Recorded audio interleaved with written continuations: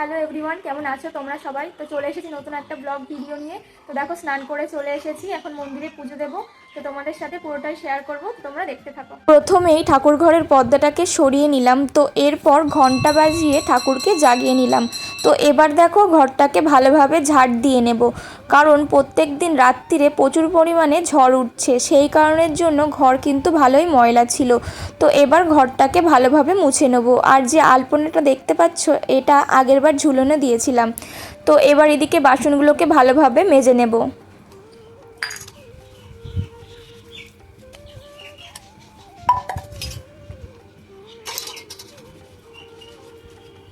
তো দেখো, আমার বাসন মাজা হয়ে গেছে, এবার বাসনগুলোকে ধুয়ে নেব।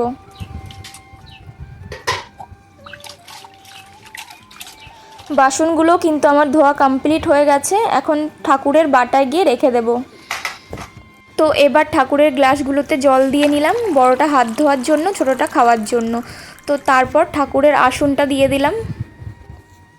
তো এবার ঠাকুরের ভোগের জন্য চিড়ে ভিজিয়ে নেব। চিড়েটাকে ভালোভাবে ভিজিয়ে এবার ঠাকুরের থালায় দিয়ে দেব। তো এরপর একটা কলা ছাড়িয়ে দিলাম, তারপর দিয়ে দেব আখের গুড়। তো প্রথমে কিন্তু আমরা ঠাকুরকে ফলই দিতাম, তো তারপর আমাদের গুরুদেব বলল ঠাকুরকে ভোগ দিতে, তো তারপর থেকে চিড়ে ভোগ দেওয়া হয়। তো এদিকে দেখো, প্রদীপটাকে আমি ধরিয়ে নিচ্ছি, তারপর ধূপটাকেও ধরিয়ে নেব। ধূপ কিন্তু আমার ধরানো হয়ে গেছে। এবার গঙ্গা জলটা ঠাকুরের প্রসাদে দিয়ে দিলাম। তো তারপর গঙ্গা জলটা একটু সারা ঘরে ছিটিয়ে নিলাম, আমার মাথাতে একটু ছিটিয়ে নিলাম। তো তারপর চন্দনটা ভালোভাবে বেটে নেব। তো চন্দনটা বেটে নেওয়ার পর তারপর তুলসীগুলো ঠাকুরকে দিয়ে দেব। আমাদের ঠাকুর কিন্তু অনেক পুরনো ঠাকুর, আগে ছিল একটা মন্দির, সেটা কিন্তু ভেঙে গিয়েছিল।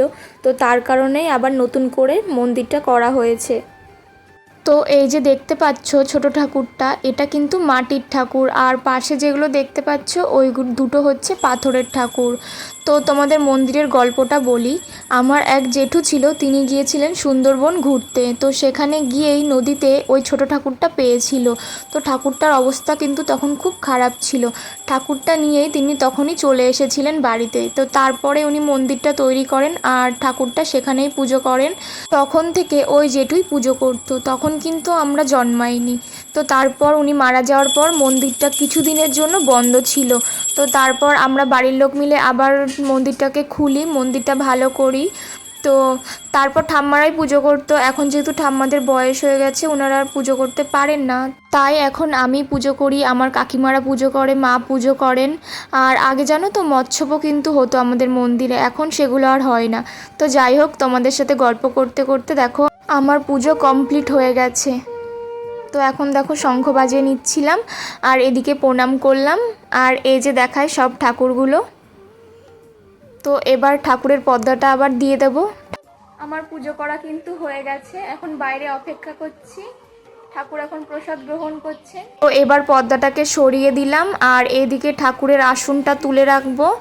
তারপর প্রদীপটাকে নিভিয়ে নিলাম, আর এই যে দেখতে পাচ্ছ ঠাকুরের বাটাটাও নামিয়ে নিলাম। তো আমার পুজো করা কিন্তু হয়ে গেছে। এই যে প্রসাদ এখন সবাইকে দিয়ে দেব।